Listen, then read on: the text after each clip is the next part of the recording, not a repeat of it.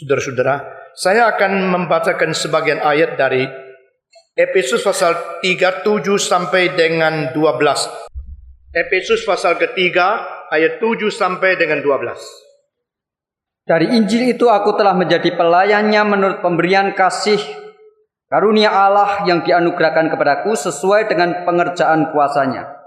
Kepadaku yang paling hina di antara segala orang kudus telah dianugerahkan kasih karunia ini untuk memberitakan kepada orang-orang bukan Yahudi kekayaan Kristus yang tidak terduga itu, dan untuk menyatakan apa isinya tugas penyelenggaraan rahasia yang telah berabad-abad tersembunyi dalam Allah yang menciptakan segala sesuatu, supaya sekarang oleh jemaat diberitahukan pelbagai ragam hikmat Allah kepada pemerintah-pemerintah dan penguasa-penguasa di surga, sesuai dengan maksud abadi yang telah dilaksanakannya dalam Kristus Yesus Tuhan kita. Di dalam Dia kita beroleh keberanian dan jalan masuk kepada Allah dengan penuh kepercayaan oleh iman kita kepadanya. 13. Sebab itu aku minta kepadamu supaya kamu jangan tawar hati melihat kesesakanku karena kesesakanku itu adalah kemuliaanmu. Karena kesesakanku adalah kemuliaanmu semua. Karena kesesakanku adalah kemuliaanmu. Puji Tuhan. Mari kita berdoa sekali lagi. Bapa di dalam surga, kami berterima kasih karena rahasia kebenaran Injil yang tersimpan di dalam segala zaman sudah Tuhan nyatakan kepada zaman-zaman akhir ini melalui nabi dan melalui para rasul. Kami bersyukur supaya kami boleh bersama-sama dengan segala pemerintah, penguasa surgawi untuk mengetahui bagaimana rahasia itu sudah diatur dan sudah dinyatakan di dalam ciptaan. Kami berterima kasih pula melalui Kristus kami masuk ke dalam anugerah di mana kami berdiri pada sekarang ini. Dengar doa kami dan berkati jam selanjutnya, memberikan kekuatan kepada kami untuk mengerti firman Tuhan yang akan kami renungkan. Dalam nama Yesus Kristus, penebus dan juru selamat kami yang hidup. Amin. Saudara-saudara, minggu yang lalu kita telah memikirkan tentang di dalam Kristus kita telah memperoleh Injil yang sudah diberikan rahasianya kepada para nabi dan rasul pada akhir zaman ini. Ini berarti dari zaman ke zaman, di dalam segala zaman-zaman yang kuno, Tuhan menutup, Tuhan merahasiakan itu dan tidak mengizinkan itu diberitahu. Sampai pada saat nabi-nabi terpilih dan rasul-rasul diutus, maka Tuhan memberitahu kepada mereka bagaimana cara keselamatan dan anugerah Tuhan ini dinyatakan kepada manusia. Saudara-saudara, pada ayat yang ke-7 Paulus berkata bahwa melalui Injil inilah aku sudah menjadi pelayan, adalah berdasarkan anugerah Tuhan dan kuasa yang diberikan kepadaku. Nah, saudara-saudara, di sini kita melihat gereja mengabarkan Injil, gereja menyatakan kehendak Tuhan kepada seluruh dunia ini dengan dua hal.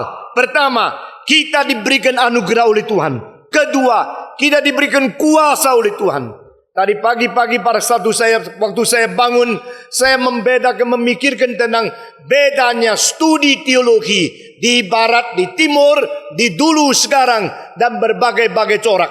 Saudara-saudara, lalu saya membagikan menjadi dua macam. Semacam adalah belajar teologi hanya di dalam fase akademis saja.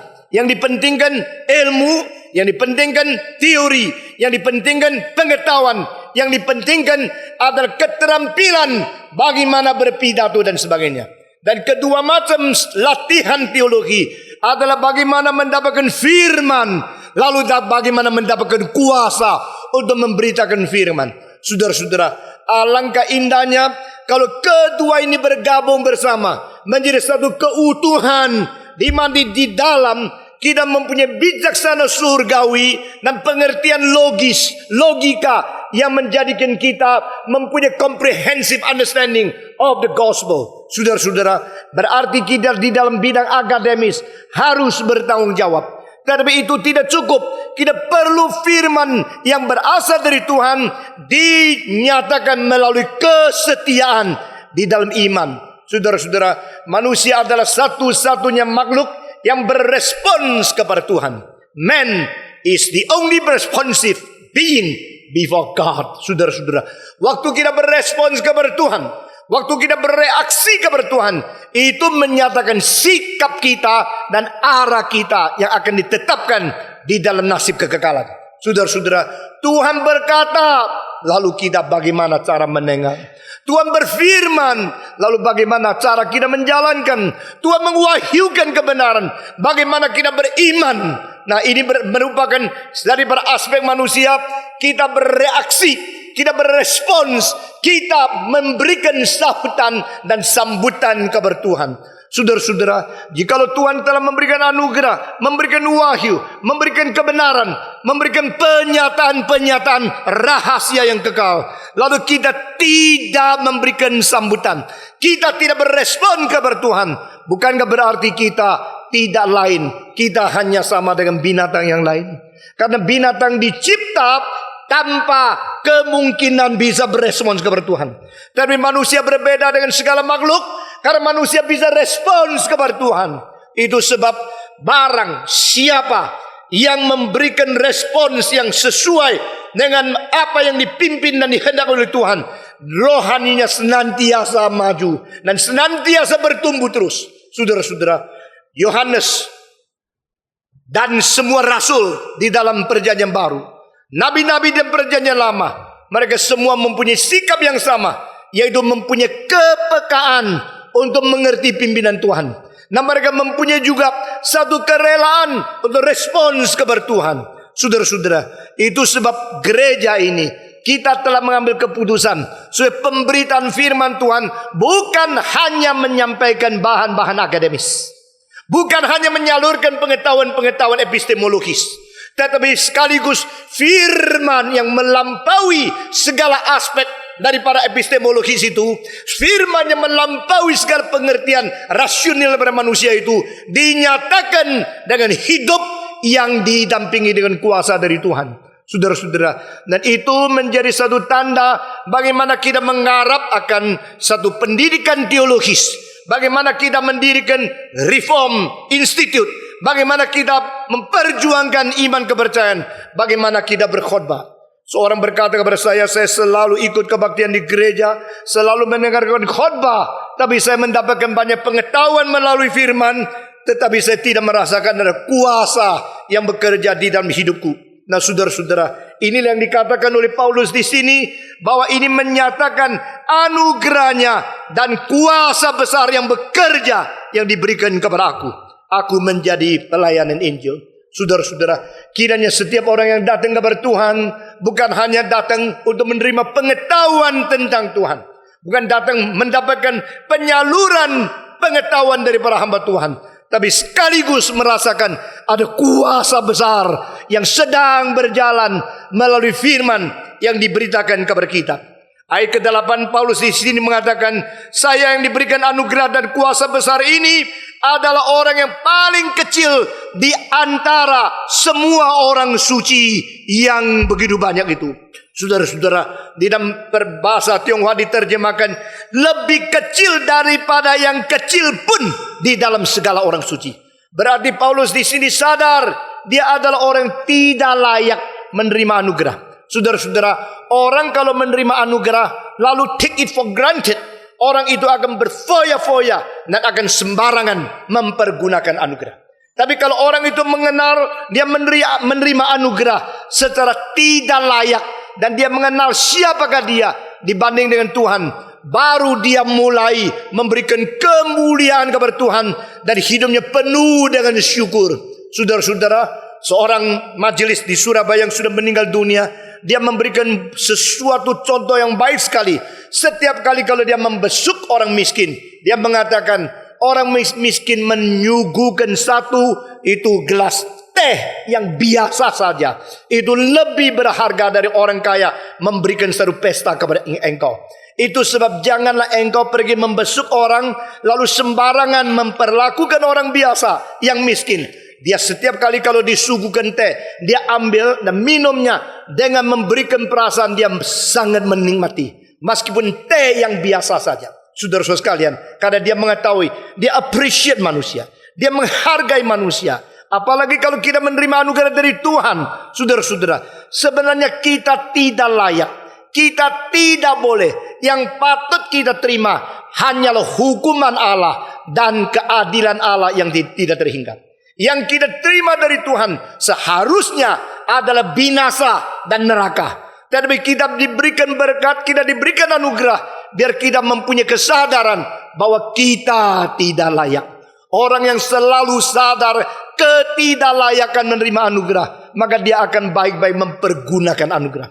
Orang yang sadar dirinya tidak layak dicintai Tuhan, dia akan baik-baik menghargai cinta yang diterima oleh Tuhan. Nah, Paulus di sini memberikan satu contoh kepada kita. Dia mengatakan sebenarnya aku ini lebih kecil daripada yang paling kecil di antara orang-orang suci. Saudara-saudara, ini satu kesadaran yang luar biasa.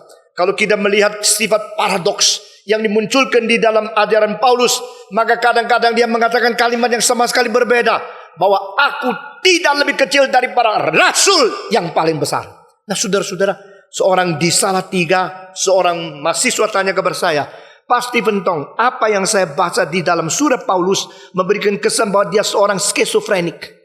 Yang disebut skizofrenik, bahwa dia punya personalitas sudah mendua, sehingga dia sudah menjadi orang yang tidak bisa sinkron dengan diri sendiri. Dia sudah mempunyai karakter yang terpecah belah. Dia sudah mempunyai penyakit daripada psikologi yang berat sekali. Kadang-kadang dia ngomong sesuatu, lalu ngomong lagi yang lain. Begitu berbeda.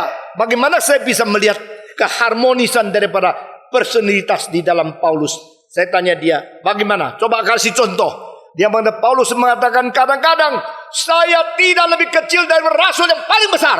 Tapi kadang-kadang dia mengatakan saya lebih kecil daripada orang suci yang paling kecil. Bukankah dia orang gila? Saya bilang tidak.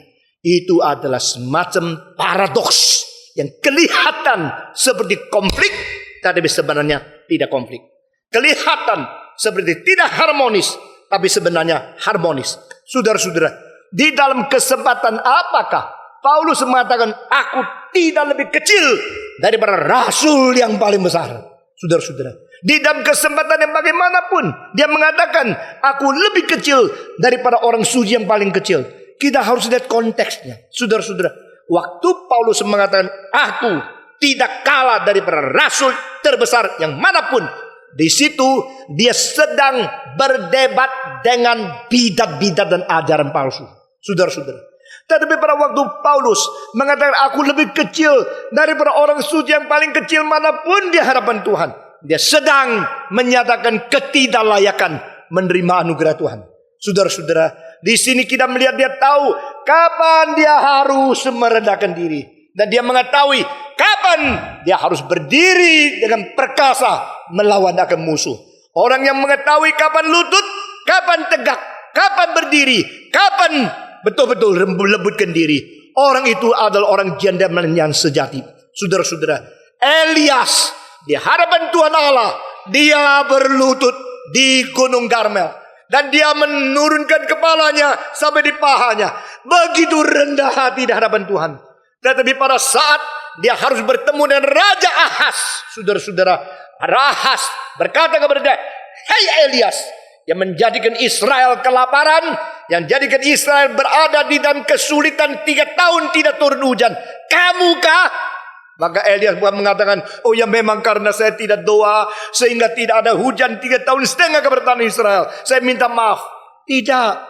Elias justru membalikkan dengan kata, yang membuat cilaka negara Israel bukanlah saya, tapi kau Ahaz dan bapakmu, keluarga bapakmu. Saudara-saudara, di hadapan Tuhan dia begitu rendah hati. Di hadapan raja yang tidak beres, dia begitu berani. Saudara-saudara, kita lihat inilah karakter dari hamba-hamba Tuhan. Yohanes Pembaptis, dia kepalanya boleh dipenggal, tapi pendirian sebagai hamba Tuhan tidak boleh dikompromikan. Saudara-saudara, ketiga kawan baik daripada Daniel, mereka boleh dibawa masuk ke dalam dapur api yang ditambah 7 kali panasnya api daripada dapur biasa. Tetapi mereka waktu berdiri di hadapan patung, di hadapan berhala yang palsu, mereka berdiri kaki tegak, sehingga mereka membuat raja benci kepada mereka. Tapi pada waktu mereka kembali kepada Tuhan, mereka langsung lutut. Saudara-saudara, inilah sikap dan ini tulang seorang hamba Tuhan yang sejati. Paulus berkata di sini, aku mendapatkan anugerah, aku tidak layak. Apa sebab? Karena aku lebih kecil daripada orang suci yang paling kecil di hadapan Tuhan Allah. Ini ayat ke-8. Namun dia telah memberikan anugerah ini kepada aku, supaya aku boleh memberitakan rahasia Kristus yang tidak terhingga kepada segala orang kafir. Saudara-saudara masih ingat, Paulus dipanggil berbeda dengan Petrus, Yohanes, Yakobus, dan yang lain-lain.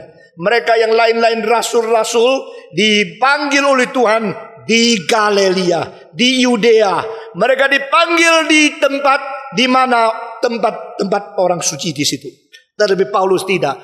Paulus dipanggil di dekat menuju kepada Damaskus. Mereka dipanggil sebelum Kristus naik di atas kayu salib. Paulus dipanggil setelah Kristus mati, bangkit, naik ke surga, baru dipanggil. Maka Paulus dipanggil berbeda dengan semua rasul yang lain. Rasul-rasul yang lain dipanggil untuk menjadi rasul di dalam orang-orang Yahudi. Tetapi Paulus dipanggil untuk menjadi rasul kepada bangsa-bangsa yang kafir.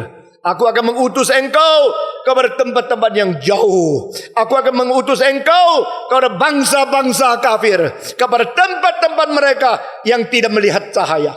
Saudara-saudara, Paulus disebut the apostle of the Gentiles. Dia disebut sebagai rasul bagi orang-orang kafir. Maka dia mengatakan di sini bahwa aku telah memberitakan rahasia Kristus kepada segala orang kafir dengan segala sesuatu yang dikaruniakan kepada saya. Saudara-saudara, ayat 9 dia mengatakan, dan aku telah membuat semua orang mengerti bahwa apa yang diatur menurut rahasia di dalam Tuhan, di dalam ciptaan itu. Saudara-saudara, Allah telah menciptakan segala sesuatu dengan kebenaran dan bijaksana surgawi dari Tuhan Allah sendiri, dengan pengaturan-pengaturan ciptaan itu yang jauh lebih tinggi daripada marifat manusia. Dan ini semua ada artinya, ada makna-makna tertentu yang ditetapkan oleh Tuhan. Maka waktu Paulus memberitakan semua ini, dia memberitakan kepada orang kafir dengan jelas supaya mereka mengerti. Nah, saudara-saudara, saya kira tugas Paulus itu berat luar biasa. Karena kalau engkau tidak sadar perbedaan-perbedaan kultural, perbedaan-perbedaan daripada sesuatu tradisi bangsa, alangkah sulitnya menyampaikan sesuatu kepada orang yang bangsanya berbeda. Nah, saudara-saudara, saya karena kadang-kadang pergi ke negara ini, kadang-kadang pergi ke negara itu, saya tahu bagi mereka itu lain sekali. Cara berpikirnya lain, tradisinya lain. Bahkan menggunakan istilah yang sama pun di dalamnya itu konten dan artinya itu lain. Sehingga pada waktu kita harus pergi ke satu bangsa yang berbeda, kita perlu belajar sedikit tentang bagaimana mengerti latar belakang mereka. Saudara-saudara, Clinton pada bulan lalu pergi ke Amerika, pergi ke Tiongkok. Dia sebelum sampai di kota Xi'an, kota kuno itu, dia harus belajar 6 buku tentang Cina, tentang tradisi Cina, tentang adat Cina, supaya dia tidak salah bertindak di negara orang lain. Nah, saudara-saudara, satu kali waktu Nixon pertama kali ke Tiongkok setelah 20 lebih tahun Amerika tidak ada hubungan diplomasi dengan Tiongkok, maka dia panggil seorang sinologis, ahli kecinaan, itu untuk mengikuti dia sampai di Beijing. Lalu pada waktu itu Mao Zedong mengundang dia makan. Dan dia undang lagi Mao Zedong makan dengan semua orang yang penting di Politburo di dalam Beijing itu. Lalu seorang sinologis berkata kepada dia, cara tulisan Cina yang paling asli bukan seperti Amerika dari kiri ke kanan, tapi dari kanan ke kiri. Saudara-saudara, maka pada waktu itu dia minta dicetak dengan cara nasihat dari sinologis itu. Akhirnya sesudah selesai cetak, waktu mau dibagikan baru sadar itu cara tradisional itu masih dipakai di Taiwan, tapi sudah dibuang oleh Beijing. Sehingga baru tahu salah semua. Di dalam satu hari minta dicetak ulang, bukan dari kiri kanan ke kiri, tapi dari kiri ke kanan. Saudara-saudara, sesuai dengan satu tradisi baru di Tiongkok komunis. Baik, berarti sulit sekali kalau mengutarakan sesuatu, penyesuaian sesuatu di bangsa dan negara yang lain. Nah, pada waktu Paulus dipanggil oleh Tuhan, aku mengutus engkau menjadi rasul bangsa kafir. Berarti engkau harus pergi ke tempat-tempat di mana cara ngomong berbeda, tradisi berbeda, dan konsep berbeda, kebiasaan berbeda. Engkau harus menjadi rasul di tengah-tengah mereka, mengutarakan kebenaran yang tidak berubah, tapi melalui kontekstualisasi yang berbeda. Ini tidak gampang. Seorang pelukis yang sangat terkenal, namanya Annie van Luton, yang telah diundang. Dia seorang Switzerland, seorang wanita yang saya kenal pribadi. Diundang untuk menggambarkan gambar yang karikatur yang kecil-kecil di dalam seluruh kitab suci. Saudara-saudara, dia berkata kepada saya, satu kali dia sampai di satu negara di Afrika Tengah. Lalu mereka mengatakan, kitab suci ini yang kau gambar tidak bisa diterima dengan baik di dalam bangsa ini. Lalu dia tanya, kenapa? Karena engkau menggambar Yesus memberikan sesuatu dengan tangan kanan kepada seseorang. Waktu dia ulurkan tangan begini, orang sini anggap ini tidak benar. Lalu bagaimana? Orang di sini menganggap kasih barang pakai tangan kanan itu tidak sopan.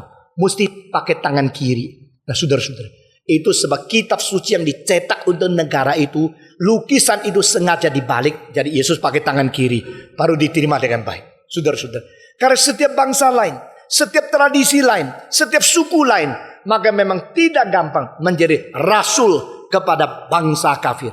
Dan Paulus di sini mengatakan, aku telah diutus untuk memberitakan kepada orang kafir tentang kelimpahan dari rahasia Yesus Kristus yang tidak terhingga itu. Saudara-saudara sekalian, dan supaya mereka mengerti bagaimana pengaturan Tuhan di dalam segala ciptaan ini. Saudara-saudara, bangsa-bangsa lain tidak mengerti bagaimana Allah menciptakan langit dan bumi. Tidak mengerti bagaimana artinya Allah mengirimkan nabi-nabi. Tidak mengerti bagaimana artinya didirikan satu bait Allah yang di dalamnya mempunyai pengaturan-pengaturan yang mempunyai arti khusus untuk melambangkan Kristus datang ke dalam dunia. Mereka tidak mengerti bahwa akan dijanjikan anak yang tunggal datang ke dalam dunia. Dan mereka pun tidak mengerti Roh Kudus akan diberikan untuk memberikan hidup kekal kepada umat manusia. Semua ini harus diutarakan Paulus kepada orang-orang bangsa yang lain. Dan dia memang diutus untuk ini. Bukan saja demikian, ayat 10 di sini dikatakan supaya gereja, melalui gereja, bahkan bijaksana yang begitu limpah dari Tuhan, boleh juga diketahui oleh penguasa dan pemerintah di surga. Nah, saudara-saudara, ini satu ayat yang sangat memberikan sesuatu daya tarik khusus. Apa artinya itu yang mengerti, yaitu pemerintah dan penguasa di surga. Pemerintah dan penguasa di surga itu harus dimengerti sebagai roh-roh yang diciptakan lebih tinggi kuasanya dari manusia. Nah, saudara-saudara, kita yang berada di dunia, kita adalah manusia. Yang ada di surga, yang ada di angkasa, itu roh-roh yang lain. Saudara-saudara, yang jatuh daripada tempat yang maha tinggi karena tidak taat kepada Tuhan, itu menjadi setan dan pesuruh-pesuruhnya di angkasa. Dan yang dipilih khusus melayani takhta Tuhan, itu menjadi malaikat-malaikat yang beribadah kepada Tuhan sampai selama-lamanya. Dan mereka semua mempunyai kuasa jauh lebih besar. Yang di angkasa itu adalah setan-setan dan pesuruhnya yang menguasai dan memerintah orang yang hidup di dalam nafsu dan di dalam kebinasaan kedagingan. Saudara-saudara, ini dalam Efesus pasal 6 akan dinyatakan lebih jelas lagi kepada kita. Tetapi penguasa-penguasa yang besar di dalam surga yang diberikan oleh Tuhan kuasanya, itu adalah penghulu-penghulu malaikat. Saudara-saudara, semua harus mengetahui akan rencana keselamatan dari Tuhan Allah. Nah, saudara-saudara, Paulus memberitakan sesuatu yang ingin juga diketahui oleh malaikat-malaikat. Dan ini di dalam 2 Petrus dikatakan dengan jelas, malaikat-malaikat pun dengan teliti menyelidiki semua proses Injil yang digenapi oleh Yesus Kristus.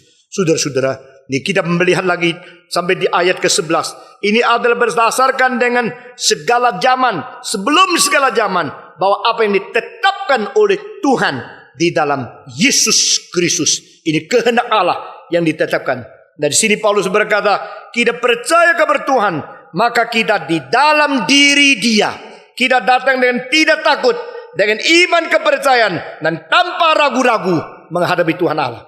Saudara-saudara, ini merupakan salah satu ayat yang paling menguatkan orang Kristen. Kita datang kepada Tuhan bukan datang dengan gemetar, datang dengan ketakutan, datang dengan minder. Kita datang kepada Tuhan justru dengan iman kepercayaan yang tanpa meragukan segala sesuatu, dengan keberanian yang tidak ada ketakutan, datang kepada Tuhan.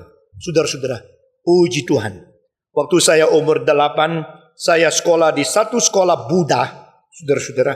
Dan pada satu hari karena kami masih kecil, karena kurang taat kabar guru, lalu saya dipanggil dan dihukum. Waktu dihukum itu, ditaruh suruh berdiri di bawah beberapa Buddha yang sangat menakutkan. Itu patung-patung menakutkan. Saya sekarang tak ngerti kenapa sekolah itu ada Buddha atau ada itu pusat yang menakutkan luar biasa. Dan saya sendirian berdiri di bawah Buddha itu. Waktu guru sudah masuk sekolah, murid-murid sudah semua masuk sekolah, setelah bel sekolah itu sudah bunyi semua masuk. Saya disuruh berdiri dihukum di situ 1 jam. Saudara-saudara, di tengah-tengah dihukum itu saya masih umur 8. Saya melihat ke atas, melihat matanya yang dibikin dengan itu kaca yang sangat mengkilap dan dengan gigi yang besar menakutkan itu. Saudara-saudara, saya merasa ini semacam keagamaan yang membuat takut manusia. Nah, saudara-saudara, memang semua agama mempunyai kuasa untuk memberikan ketakutan kepada orang yang menganut agama itu. Dan di sini perbedaan. Roh Kudus bukan menguasai, mengontrol, dan menakut-nakuti orang yang diperanakan pula. Roh Kudus justru membimbing, menyalurkan, dan membawa kita menuju kepada kesempurnaan yang disediakan kepada manusia.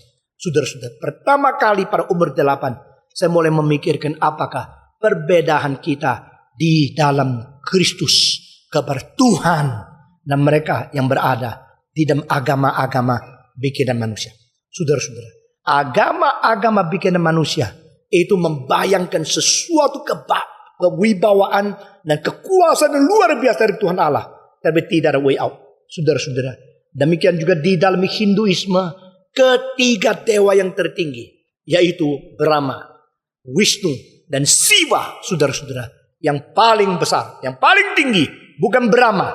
Yang paling tinggi justru adalah The Destroyer, yang membinasakan, yang merusak. Perusak itulah yang mempunyai kuasa yang tertinggi. Saudara-saudara, maka Paulus memberikan penghiburan yang besar.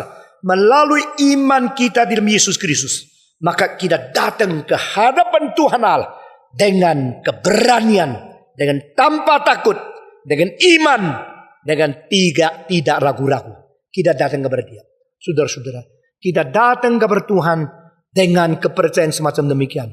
Kita datang kepada Dia karena segala hal yang seharusnya kita takut karena kita berdosa dan bersalah kepada Tuhan, ini semua sudah disingkirkan oleh Yesus Kristus daripada kita. Dan iman kepercayaan yang tidak meragukan lagi sudah ditanam di dalam hati kita, sehingga kita datang menyebut Dia sebagai Bapa di dalam surga. Di dalam Roma pasal 8 ayat ke-15 dikatakan yang diberikan kepada kita bukan roh budak, tapi diberikan kepada kita adalah roh anak, sehingga kita menyebut Dia sebagai Allah, Bapa kita yang berada di dalam surga. Saudara-saudara, karena Dia adalah Bapa di surga, maka kita datang kepada Dia dengan berani. Saudara-saudara, ayat terakhir yang kita renungkan pagi ini adalah, maka saudara, janganlah karena kesesakanku maka engkau menjadi kecewa dan tawar hati. Karena kesesakanku adalah kemuliaanmu. Nah, ini sesuatu pikiran paradoks luar biasa. Saudara-saudara, pemimpin-pemimpin kalau ditangkap, maka bawahannya biasanya takut luar biasa. Pemimpin-pemimpin kalau dicela, bawahnya semua goncang sekali. Saudara-saudara, kalau sudah waktu pemilihan presiden dan menurut pool di rakyat merasa presiden sekarang ini tidak mungkin lagi dipilih, maka berapa bulan sebelum terjadinya pengalihan kuasa, semua sudah goncang, semua cari pekerjaan. Terlebih-lebih dinyatakan di Amerika, saudara-saudara, kalau mereka kira presiden ini tidak mungkin menerus lagi, berapa bulan sebelum jadwalnya tiba, mereka sudah mulai cari pekerjaan karena tahu atasannya mulai goncang, saudara-saudara. Dan Paulus mengatakan terbalik di sini. Janganlah engkau menjadi goncang, janganlah engkau menjadi tawar hati, janganlah engkau menjadi pengecut karena aku menerima kesesakan. Karena apa? Kesesakanku adalah kemuliaanmu. Saudara-saudara, kesesakanku adalah kemuliaanmu. Ini kalimat keluar dari mulut Paulus yang sedang berada di dalam penjara. Surat Efesus ditulis di dalam penjara. Surat Filipi ditulis di dalam penjara. Surat Kolose ditulis di dalam penjara. Saudara-saudara, ini surat-surat yang ditulis di dalam penjara. The letters from the prison. Membuktikan hamba Tuhan yang setia pada waktu menerima kesesakan. Mereka bukan minta pertolongan. Bukan minta pembelaan. Mereka memberikan penghiburan. Memberikan kekuatan. Memberikan sesuatu penjelasan akan rencana Allah. Yang lebih tinggi daripada segala rencana manusia. Puji Tuhan. Maka Paulus berkata, janganlah engkau tawar hati karena kesesakanku. Sebab kesesakanku adalah kemuliaanmu. Puji Tuhan. Biar kita semua mengerti, kemuliaan dunia itu sementara. Kemuliaan Tuhan itu kekal. Dan kemuliaan Tuhan selalu tiba melalui sengsara, kesesakan, penderitaan di dalam dunia. Kiranya Tuhan memberikan kekuatan kepada kita masing-masing. Mari kita tunduk kepala. Kami bersyukur kepada-Mu ya Tuhan. Pada pagi ini sekali lagi membawa kami menuju kepada pengertian bagaimana anugerah yang tidak layak yang sudah Tuhan berikan kepada kami. Kan kami tidak layak terima, Tuhan sudah nyatakan kepada kami. Sehingga kami boleh menyatakan juga segala kebesaran, anugerah dan rahasia kebenaran Tuhan kepada dunia kafir. Dengar doa kami. Kami yang lebih kecil dari siapapun yang paling kecil di antara orang suci. Seperti Paulus telah menyadari, telah diberikan anugerah oleh Tuhan. Sehingga kami boleh menjadi saksi Tuhan di dalam dunia. Kuatkan kami dan beri bijaksana kepada kami untuk bagaimana memuliakan nama Tuhan bahkan di dalam kesesakan. Dengar doa kami yang kami panjatkan dalam nama Yesus Kristus, penebus dan juru selamat kami yang hidup. Amin.